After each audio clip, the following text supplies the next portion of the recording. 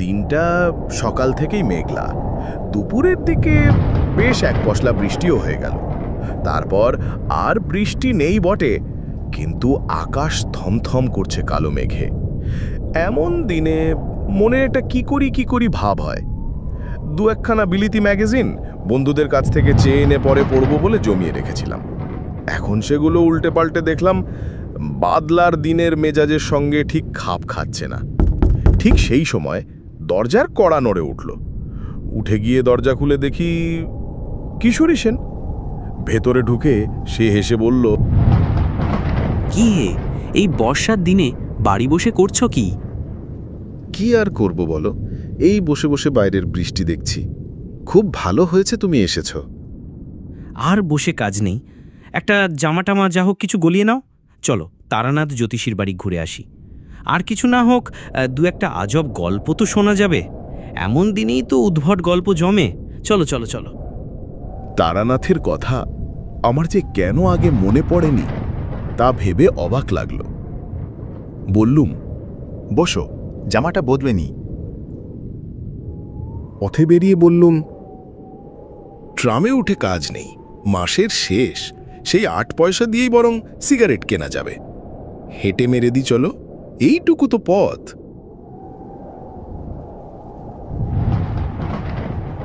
কিশোরীরও মাসের শেষ। 8 পয়সার পাসিং শো কিনে হাঁটতে হাঁটতে দুজনে মঠ লেনে তারানাথের বাড়ি হাজির হলুম।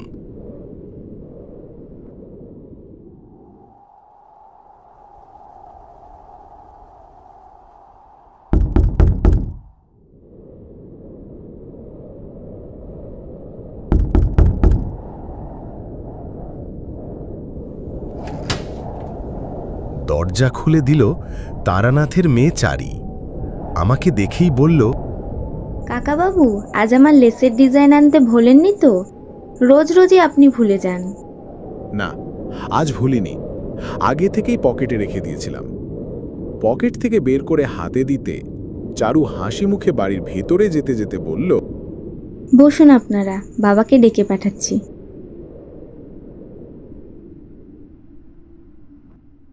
খবর পেয়ে তারানাথ খুব খুশি হয়ে বেরিয়ে এলো। তক্তা পুষে বসতে বসতে তারানাথ বলল, তারপর হঠাৎ যে? ভালো লাগছিল না বাড়ি বসে, তাই আড্ডা দিতে চলে এলো। দু একখানা গল্প হবে নাকি ঠাকুর মশাই? দেখলাম তারানাথ স্পষ্টতই খুশি হলো। বলল, আগে জমিয়ে বসো, কি খাবে বলো? চারিমা, এদিকে একবার শোন দেখি।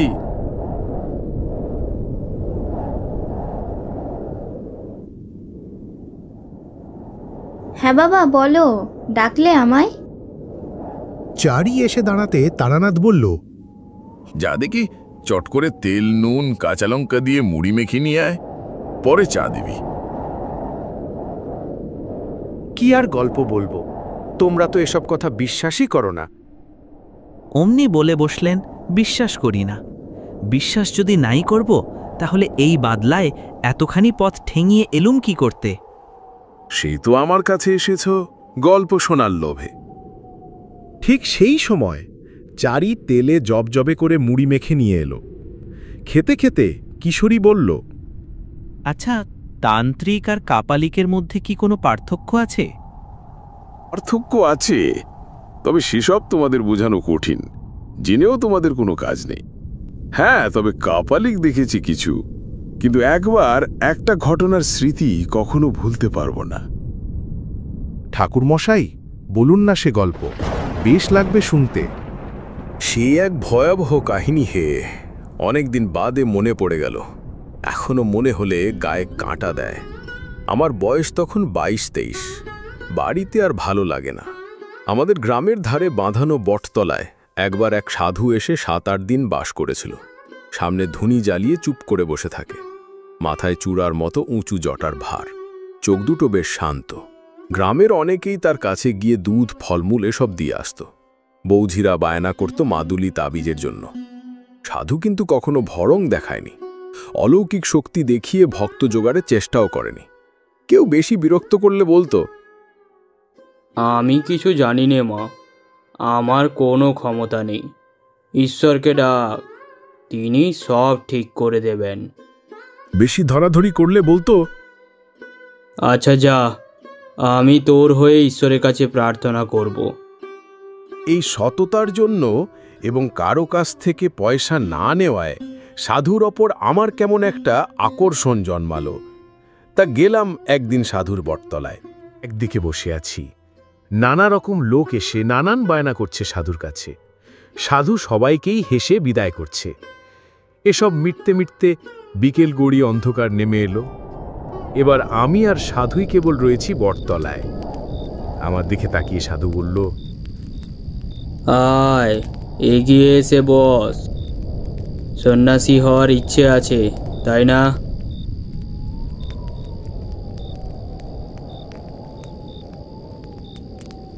আমি কিছু না বলে চুপ করে বসে রইলাম।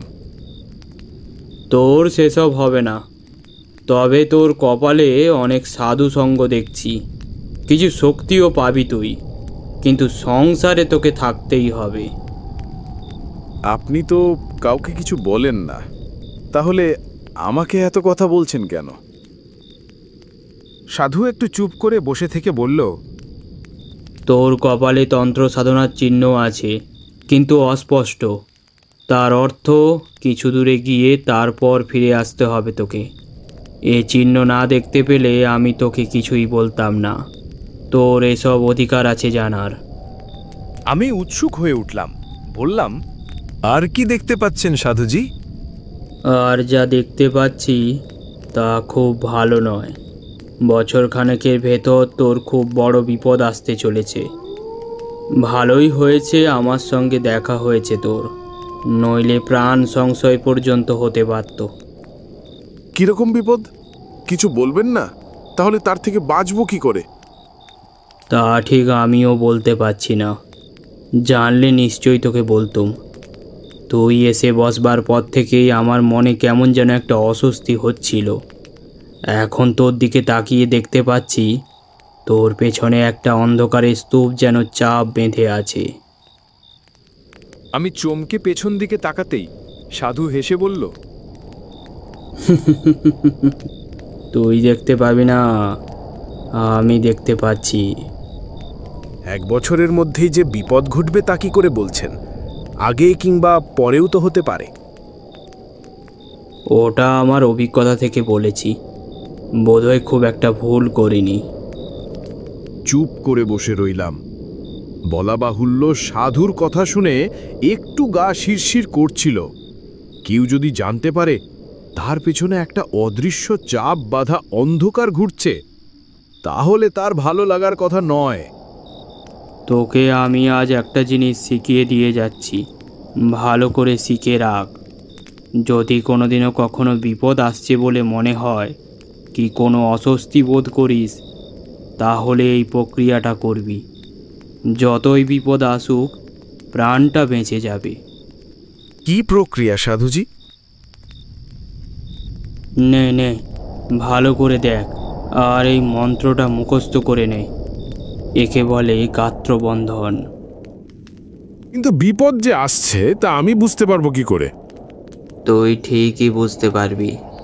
তোর কপালে তন্ত্র সাধনার চিহ্ন আছে, বললাম না? সময় হলে আমার মতো তোরও মনের ভেতরে বিপদের ঘণ্টা বেজে উঠবে। আমি যেমন তোর আজ বিপদ বুঝতে পেরেছি, তেমন তুইও বুঝতে পারবি। আজ থেকে তোকে কিছুটা শক্তি দিলাম। যা, ভালো মন্দ যাই আসুক, তুই আগে থেকে আন্দাজ করতে পারবি। আমি হাত জোড় করে বললাম, আমাকে আপনার শিষ্য করে নিন, আমি দীক্ষা নেব আপনার কাছে। ও সব হবে টবে না, আমি কাউকে শিষ্য করি না। আবদার করিস নে, যা যা যা, কেটে পড়। সাধুজি, আবার কবে আপনার দেখা পাবো? এমনিতে দেখা পাবি না, তবে যদি সত্যিই কখনো তোর বিপদ ঘটে, তাহলে তোকে অবশ্যই সাবধান করে দেব। মাসখানেক কাটল, কিছুই যেন আর ভালো লাগে না। মনে হতো যেন অজানা অশান্তি ঘিরে আছে চারিদিকে। কেবলই বাড়ি থেকে বেরিয়ে যেতে ইচ্ছে করে। আর একদিন সত্যিই কয়েকটা জামা কাপড় আর 10টা টাকা নিয়ে বেরিয়ে পড়লাম। একদিন সন্ধেবেলা এক গ্রামে এসে পৌঁছলাম। গ্রামটায় জনবসতি নেই, আম জাম বাঁশবাগানে ভরা। একটা বড় আমবাগানের পাশে কাদের বেশ সুন্দর বাড়ি দেখে সেখানেই আশ্রয় নেব ভাবলাম। আমি উঠোনে পা দেওয়ার সঙ্গে সঙ্গে বাড়ির মধ্যে শাঁখে ফু পড়ল। সব মিলিয়ে সম্পূর্ণ গৃহস্থের লক্ষণ ফুটে বেরোচ্ছে। উঠোনে দাঁড়িয়ে এদিক ওদিক তাকাচ্ছি, একজন কালো মতো মধ্যবয়স্ক লোক বাড়ি থেকে বেরিয়ে এলো। আমি বিদেশি লোক, রাত্রিটা একটু থাকবার সুবিধা হবে কি? আমি ব্রাহ্মণ। লোকটা আসুন আসুন করে ব্যস্ত হয়ে আমায় বাড়ির ভেতর নিয়ে গেল।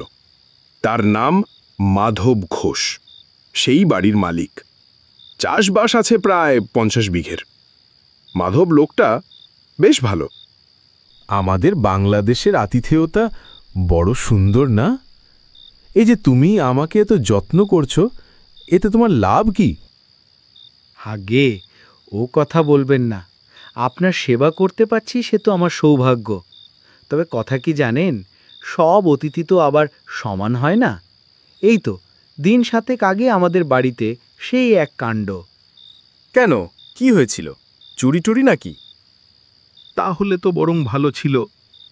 এই ঠিক গেল সোমবার বিকেলের দিকে এক লাল কাপড় পরা সন্ন্যাসী এসে বলে, তোমার এখানে থাকব। আমার সাদা মনে কাদা নেই, বললুম থাকুন। গোয়াল ঘরে রান্নার ব্যবস্থা করে দিলুম। সে রাত্রিরে কিছু হলো না। পরের দিন সকালে সন্ন্যাসী যাওয়ার সময় আমাকে বললে, কাল যে মেয়েটি রান্নার জিনিসপত্র এগিয়ে দিচ্ছিল সে তোমার কে হয়? আমি বললুম, আমার মেয়ে। কেন বলুন তো? তারপর কি বলবো আপনাকে ঠাকুরমশাই, সন্ন্যাসী যা বলল তা শুনে তো নিমেষে আমার মাথায় রক্ত উঠে গিয়েছিল। বলে কি, তোমার ওই মেয়েটি আমাকে দাও, আমি ভৈরবী করব, ওর শরীরে ভৈরবীর চিহ্ন রয়েছে। বলো কি হে, এ তো সাংঘাতিক ব্যাপার। মাধব ঘোষের যত্নের সত্যি তুলনা নেই।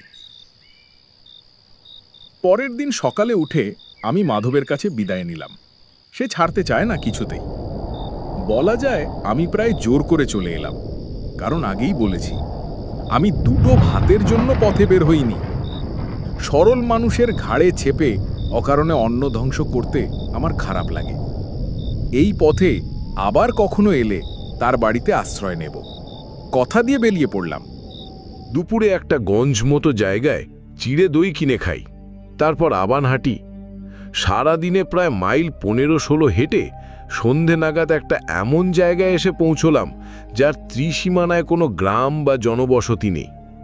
রুক্ষ প্রান্তরের মধ্যে দিয়ে একটা ছোট্ট কি নদী তীর তীর করে বয়ে চলেছে। কি করব ঠিক করতে না পেরে নদীর ধার ধরে হেঁটে এগুতে লাগলাম। মিনিট 15 হেঁটে দেখি সামনে এক শ্মশান, বেশ বড় শ্মশান। অন্তত যত দূর চোখ যায় তাকিয়ে দেখলাম কেবল পোড়া পোড়া কাঠের গুঁড়ি, ছেঁড়া মাদুর, কাঁথা, ভাঙা কলসি এইসব পড়ে আছে। ওই নির্জন শ্মশানে সন্ধেবেলা আপনার ভয় করল না? না, ভয় করবে কেন? শ্মশান অতি পবিত্র স্থান। সেখানে মানুষের সমস্ত পাপ শেষবারের মতো মুছে যায়। তার ঊর্ধ্বলোকে প্রস্থানের পথ সুগম হয়। শ্মশানে ভয় কিসের? যাই হোক, দাঁড়িয়ে চারদিকে তাকিয়ে দেখছি, হঠাৎ গম্ভীর ভারী গলায় পেছন থেকে কে যেন বলে উঠল, এখানে কি চাই? কি ভয়ানক গলার স্বর! লোহার ড্রামে পাথরকুচি ঢাললে এমন শব্দ হয়। চমকে পেছনে তাকিয়ে দেখি একজন সাধু দাঁড়িয়ে, মাথায় পাকা তেঁতুলের মতো অজস্র জটা, মুখময় দাড়ি, গোফের জঙ্গল, পরনে রক্তাম্বর, পায়ে বউল দেওয়া কাঠের পুরু খড়ম। কি দরকার এখানে? সাধুকে প্রণাম করে বিনীতভাবে জানালাম আমার বিশেষ কোনো দরকার নেই, পথ হাঁটতে হাঁটতে এসে পৌঁছেছি এইমাত্র। কোথায় যাওয়া হবে? কোথাও না। মানে? ঠিক নেই। সাধু কি বুঝলো জানি না, কিছুক্ষণ আমার মুখের দিকে স্থির হয়ে তাকিয়ে থাকলো, তারপর বলল, আয় আমার সঙ্গে। সেই ঘনায়মান অন্ধকারে আমি সাধুর পেছনে চললাম। বেশ খানিকটা হাঁটবার পর দেখি একটা গাব বা উই জাতীয় কোনো গাছের নিচে সাধু মরার মাদুর, কাঁথা ইত্যাদি টাঙিয়ে বেশ ঝুপড়ি মতো বানিয়েছে। বললাম, এইখানে আপনি থাকেন? কেন, অসুবিধাটা কি? সাধুর কথাবার্তা যেন কেমন কেমন। আমি বললাম, না অসুবিধে আর কি, আমি এমনিই বলছিলাম আর কি। সাধু আমাকে ঝুপড়ির বাইরে বসতে বলে নিজে ভেতরে ঢুকল। বেরিয়ে এলো দুটো পাকা কলা হাতে নিয়ে আমায় খেতে দিল। তারপর বলল, কি উদ্দেশ্যে বেরোনো হয়েছে বাড়ি থেকে? সাধু হবার ইচ্ছে আছে নাকি? আমি উত্তর না দিয়ে কলা হাতে নিয়ে চুপ করে বসে রইলাম। তুই আমার কাছে থেকে যা, আমি তোকে চেলা করে নেব, থাকবি? তারপর সাধু একটা কথা বলল, যা আমাকে আমাদের গ্রামের বটতলার সে সাধুও বলেছিল। তোর কপালে তন্ত্র সাধনার চিহ্ন আছে, থেকে যা তুই আমার কাছে। আমি একটু ফাঁপড়ে পড়লাম। এই সাধুকে দেখে আমার তেমন ভক্তির উদয় হয়নি, বরং কেমন একটু অস্বস্তি হয়েছে। এত সহজে নিজে থেকে চেলা করে নিতে চাইল দেখে সে ভাব বেড়েছে বই কি, কমেনি। ভালো সাধু কখনো কথায় কথায় শিষ্য করে বেড়ায় না। অবশ্য আমার আর চিন্তা কি, থাকি কদিন, ভালো না লাগলে কেটে পড়ার বাধা কোথায়? সাধু সঙ্গের জন্যই তো বেরিয়েছি, বাজিয়ে দেখতে দোষ কোথায়? বললাম, থাকবো। বেশ বেশ, আমি একটা বিশেষ সাধনা করছি, সেটা কয়েকদিনের মধ্যেই শেষ হয়ে যাবে, তারপর তোকে দীক্ষা দেব। কি সাধনা? সে আছে, সময় হলে তোকে জানাবো। তাছাড়া তোর সাহায্যও আমার দরকার হতে পারে। একে গেলাম সাধুর কাছে। 2-4 দিন কেটে গেল। ক্রমে সাধুর কাণ্ড কারখানা দেখে আমার মনে দৃঢ় বিশ্বাস হলো সাধু একজন কাপালিক। একদিন একটা মরা চড়ুই পাখি কোথা থেকে ঠ্যাং ধরে ঝুলিয়ে এনে হাজির। কুপরি থেকে ছুরি এনে চড়ুইটার পেট চিরে নাড়ি ভুনি বের করলো সাধু। তারপর কি একটা জিনিস আমাকে না দেখিয়ে টুক করে ভরে দিল পাখিটার পেটে। আবার ঝুপড়িতে ঢুকে দুখানা একই মাপের মাটির সরা এনে একটায় মরা পাখিটা রেখে অন্যটা দিয়ে চাপা দিয়ে দিল। তারপর একটু আটা মেখে সেই আটা দিয়ে দুটো সরাই মুখে মুখে জুড়ে দিল। তারপর আমার হাতে মুখবন্ধ সরাটা দিয়ে বলল, আগুনে পোড়াও তো এটা, 1 ঘন্টা ধরে পোড়াবে। এইভাবে 3 দিন 1 ঘন্টা করে পোড়াবে। এই নাও। তখনও আমি সাধুর আসল উদ্দেশ্য কিছুই বুঝতে পারিনি। বুঝতে পারলে আর এক মুহূর্ত সেখানে থাকতাম না। একদিন বিকেলে আমি সাধুকে জিজ্ঞাসা করলাম তিনি কি সাধনা করছেন, আর তার পরিপ্রেক্ষিতে তিনি যে কথাটা আমাকে বললেন সেটাই এই রকম। আমি বেতাল জাগানো সাধনা করছি। বেতাল এক ধরনের কুড়ো নিষ্ঠুর অপশক্তি, তার মারণ ক্ষমতাও অনেক। একবার জাগ্রত হলে কাজ শেষ না করা অবধি তার নিদ্রা নেই। আমার গা শিরশির করছিল। বললাম, আর যদি কাজ শেষ না করতে পারে, যদি বাধা পায়? বেতালকে বাঁধা দেওয়া খুব কঠিন, প্রায় অসম্ভব। কিন্তু বাঁধা পেলে সে ফিরে এসে যে তাকে জাগিয়েছে তাকেই হত্যা করে। এই সব আগুন নিয়ে খেলা। প্রথমে ভাবলাম জিনিসপত্র পুটলা করে পালাই, কিন্তু কেমন যেন একটা আকর্ষণ হলো। সেদিন রাত্রির যখন গভীর, সাধু তার ক্রিয়াকর্ম শুরু করল। সাধু নিম কাঠের পুতুলটা এনে তাতে বেশ করে তেল সিঁদুর মাখালো। তারপর সেটাকে কোমর অবধি পুতল মাটিতে। তারপর পদ্মাসনে বসে বিড়বিড় করে কি যেন একটা মন্ত্র পড়তে পড়তে পুতুলটায় চন্দনের ছিটে দিতে লাগলো। দেখলাম সাধুর চোখ দুটো ছোট ছোট কোটরে গিয়ে যেন 2 টুকরো কয়লার মতো জ্বলতে লাগলো। আমার দিকে ফিরে সাধু বলল, শুকনো কাঠ দিয়ে একটা ধ্বনি করো তো। তারপর ধনী বেশ জ্বলে উঠতে সাধু রক্তচন্দন দিয়ে ধনী পুজো করল। তারপর তামার কোষায় গাওয়া ঘি, একটা জবা ফুল আরও কি যেন মিশিয়ে মন্ত্র পড়ে আগুনে আহুতি দিল। সঙ্গে সঙ্গে একটা বিকট পোড়া গন্ধে ভরে গেল চারদিক।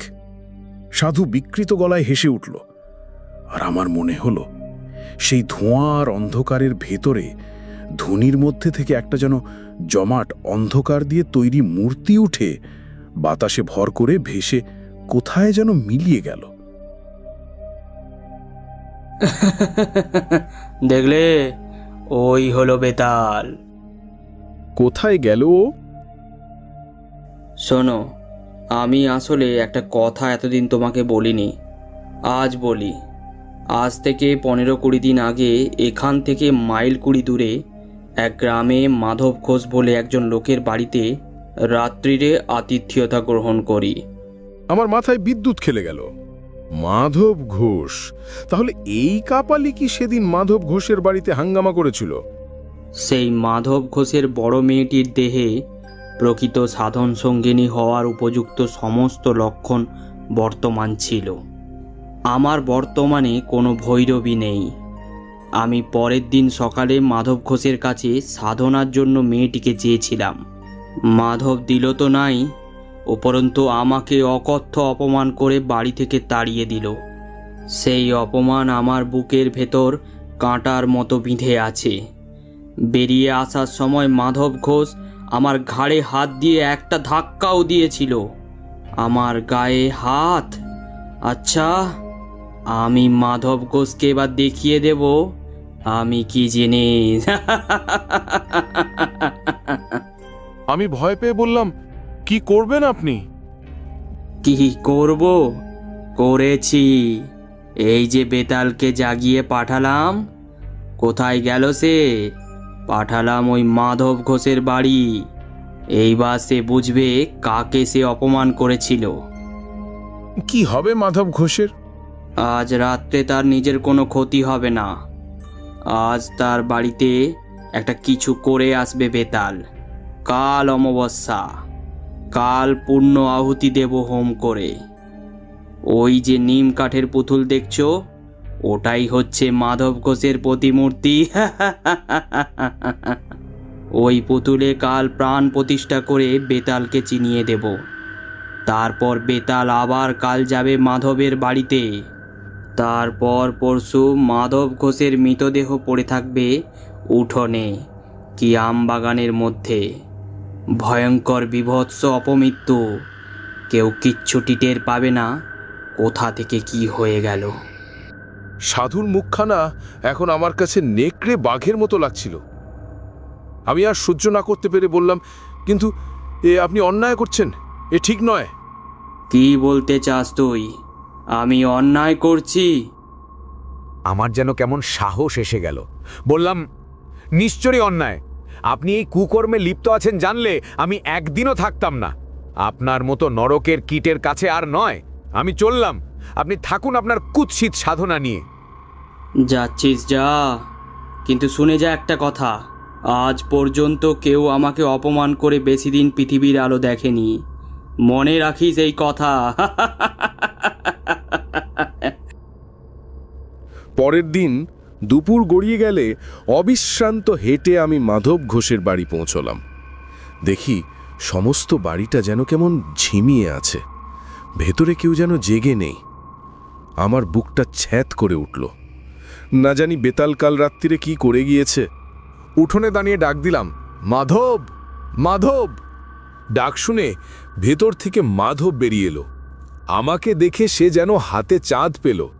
হাত জোর করে সে বলল, ঠাকুর মশাই, ও আপনি এসেছেন। আমি যেন একটু বল পেলাম। ভগবান পাঠিয়েছেন আপনাকে। গতকাল রাত্রিরে আমার দুখানা গাই গরু মরে গেল ঠাকুর মশাই। সে কি, গরু মারা গেল কি করে? তা কি করে বলি বলুন দিগ্নি ঠাকুর মশাই।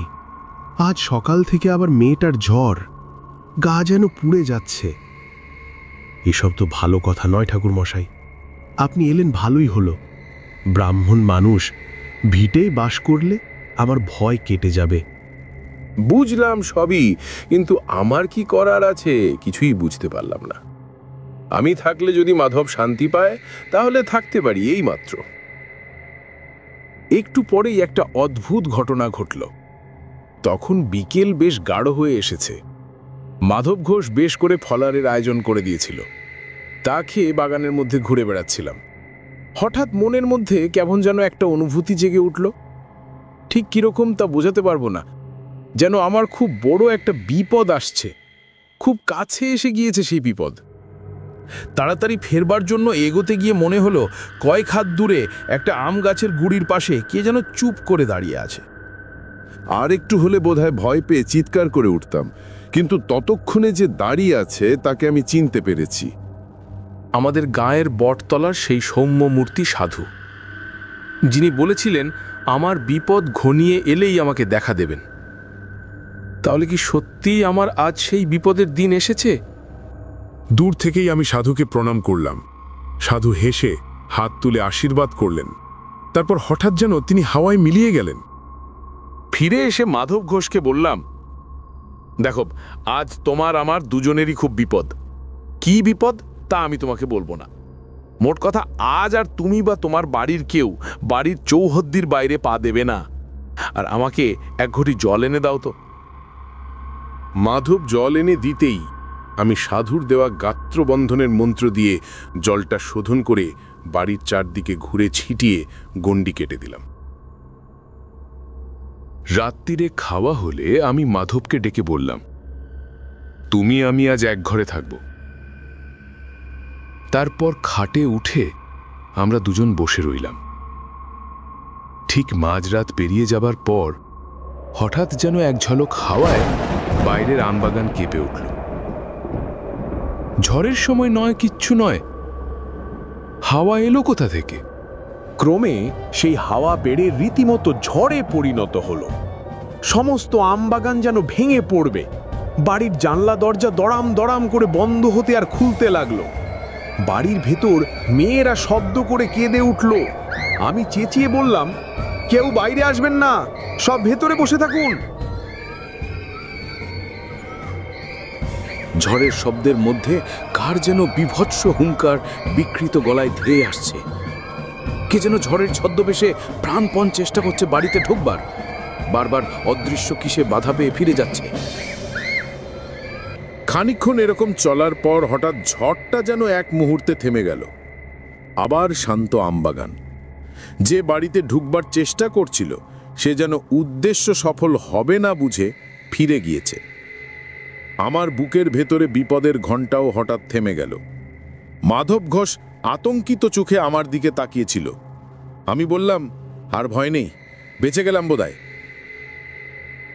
পরের দিন সকালেই খবর পেলাম মাধবের মেয়ের জ্বর নেমে গিয়েছে। আমি সকালেই বিদায় চেয়েছিলাম, মাধব ঘোষ কিছুতেই ছাড়ল না। থেকে ভালোই করেছিলাম, নইলে ঘটনার শেষটুকু জানতে পারতাম না। বিকেলে মাধবের কাছ থেকে বিদায় নিয়ে বেরিয়ে প্রায় মাইল খানেক চলে এসেছি। দেখি দারোগা বাবুর পেছনে দুজন পাগড়িওয়ালা সেপাই আমার পাশ দিয়ে যাচ্ছে। কি মনে হতে একজন সেপাইকে জিজ্ঞাসা করলাম, কোথায় চলেছ বাবু? সামনে বিরামখালিতে একটি শ্মশান আছে, জানেন? সেই শ্মশানে এক কাপালিক থাকতো, সে খুন হয়েছে। ধরা গলায় বললাম, খুন হয়েছে বোঝা গেল কি করে? মাথাটা একেবারে মুচড়ে উল্টো দিকে ঘুরিয়ে দিয়েছে। অনেকে মিলে করেছে আর কি, একজনের কাজ না। তখন আমি সব বুঝতে পেরেছি। কাপালিকই তো বলেছিল বেতাল বাধা পেলে ফিরে গিয়ে যে জাগিয়েছে তাকেই আক্রমণ করে। কি ভয়ঙ্কর সে মৃত্যু! একবার তাদের সঙ্গে গিয়ে মৃত দেহটা দেখে আসবার ইচ্ছে হয়েছিল, পরে সেই ইচ্ছে দমন করি। পথে বেরিয়ে কিশোরীকে বললাম, কি হলো কিশোরী, গল্পটি বিশ্বাস হলো? সে কথার জবাব না দিয়ে হেসে বলল, দিনটা তো ভালোই কাটলো বলো।